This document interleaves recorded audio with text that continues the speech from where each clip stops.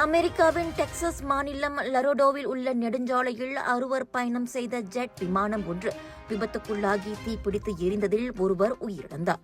விபத்து நடந்த இடத்தில் இருந்த பொதுமக்கள் விமானத்திற்குள் சிக்கி இருந்தவர்களை மீட்க தங்கள் வாகனங்களை விட்டு அவசரமாக வெளியே ஓடி வந்ததால் அந்த பகுதியில் பரபரப்பும் பதற்றமும் ஏற்பட்டது.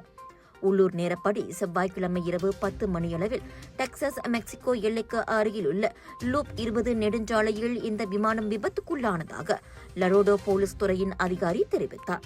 விபத்துக்கான காரணத்தை கண்டறிவதற்காக விசாரணை நடைபெற்று வருவதோடு உயிரிழந்தவர்களின் விவரங்கள் இன்னும் வெளியிடப்படவில்லை.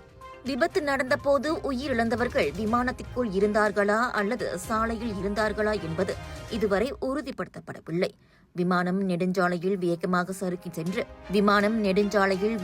சறுக்கிச் சென்று மின் விளக்கு கம்பம் ஒன்றின் மீது மோதி தீப்பிடித்து எரிவது சமூக ஊடகங்களில் பரவலாக பகிரப்பட்ட வாகனத்தின் டேஷ்போர்ட் கேமரா காட்சிகளில் காண முடிந்தது.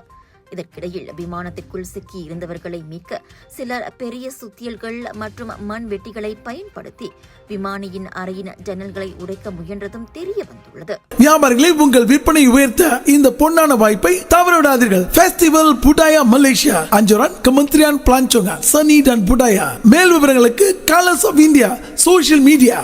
பேராக் மக்களே, கலர்ஸ் ஆஃப் இந்தியாவின் மிக பிரம்மாண்டமான big India shopping festival and foodie மச்சா வைரல் ஃபுட் ஃபெஸ்டிவல் இப்பொழுது ஃபெஸ்டிவல் புடாயா மலேசியா அட் பேராக் 2026 உடன் இணைந்து வருகிறது. ஜூன் 25 முதல் 28 வரை புலாத்தான் சுல்தான் அஸ்லான் ஷா இப்போ மேரு காஷ்மீரினா ஹோட்டலுக்கு எதிர் இந்திய மற்றும் உள்ளூர் பொருட்களின் கண்காட்சி, வைரல் உணவுகள், மலேசிய கலாச்சார நிகழ்ச்சிகள், மேடை கலை நிகழ்ச்சிகள் மற்றும் குடும்பத்திற்கான பொழுதுபோக்கு.